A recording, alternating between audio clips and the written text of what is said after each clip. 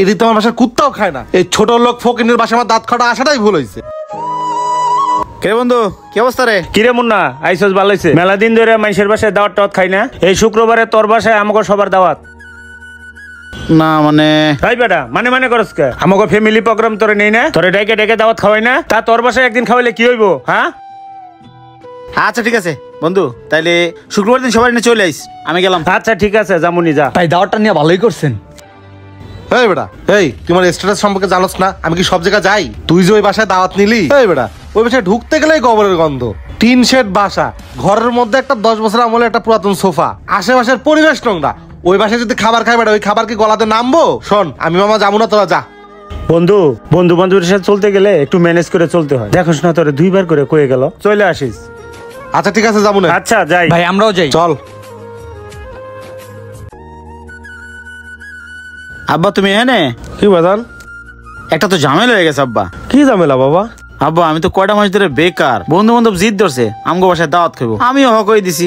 ভালো হয়েছে তুই হক হয়েছিস না, তুই অত চিন্তা করতেছিস কে? আমি আছি না, মেহমান হয়েছে ঘরের লক্ষ্মী, ওরা আসুক, আমরা ডাইল ভাত খাই না, আসুক ওরাও 2টা ডাইল ভাত খাই যাবে না। হ আব্বা তুমি আমার বাসাইলা। আচ্ছা এখন বাড়ি লও।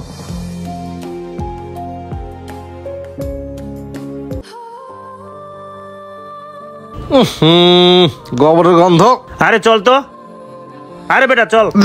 আরে ভাই চলেন।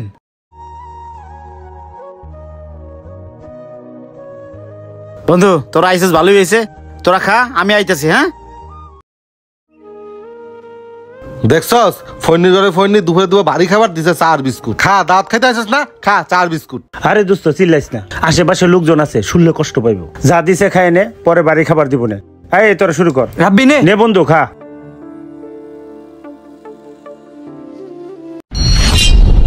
এই বেটা এটা কি বিস্কুট? এটা হলো কাঠের বিস্কুট, এটা কি মানুষ খায়? এটা আমার বাসার কুত্তা খায়, বুঝছস? খা, তোরা খা।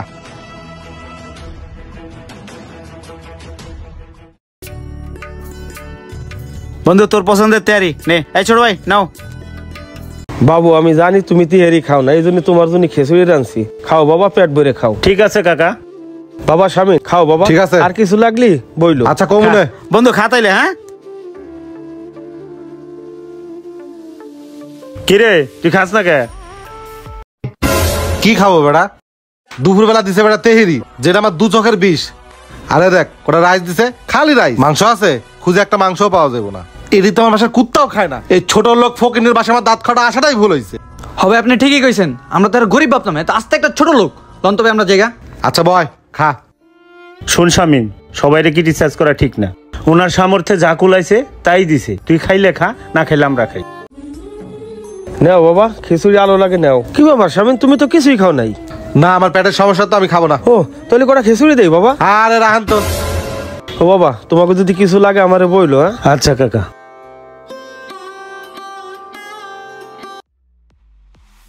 আব্বা তাহলে তুমি থাকো, করে টাকাই দিয়ে আসি। আচ্ছা ঠিক আছে স্বামীন বাবু, আবার আইসো। এই বন্ধু কি হয়েছে, তোর মন খারাপ? কোনো সমস্যা? না কোনো সমস্যা নাই, চল। আরে খাওয়া দাওয়া কোনো সমস্যা হয়েছে? খাওয়া দাওয়ার সমস্যা হয়েছে তুই বুঝিস না? তুই যে দাওয়াত দিয়ে ডাকি নিয়ে এসে খাওয়াইলি, মানুষের দাওয়াত দিকে এডি খাওয়ায়। এই দাওয়াত তো তোরেও আমি দিয়ে খাওয়াইছি, টেবিলের উপর দেহস নাই, মাছ মাংস মুরগি সবকিছু ছিল, সব তো তোর নাক ডুবাই দিয়ে খাইছস। নিজে যে নাক ডুবাই খাইলে আর একজনের যে খাওয়ানো লাগে এটা কি তুমি জানো না? এই ছোট লোকের বাচ্চা, মানুষের দাওয়াত দিয়ে খাওয়াইতে পারবি না, তো দাওয়াত দিছিস কে? ওই দিনই না করে দিতি।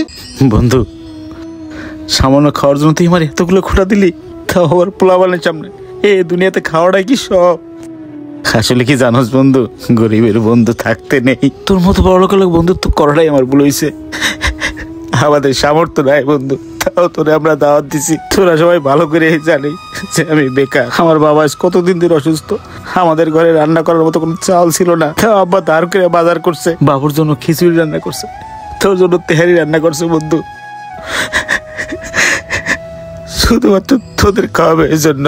তোরা জানিস যতটুকু রান্না করছি তোদেরকেই খাওয়াইছি, আমরা দুইজনে এখনো না খাই আছি। শোন আমরা গরিবরা নিজেরা না খাওয়াই অন্যকে খাওয়াইতে ভালোবাসি।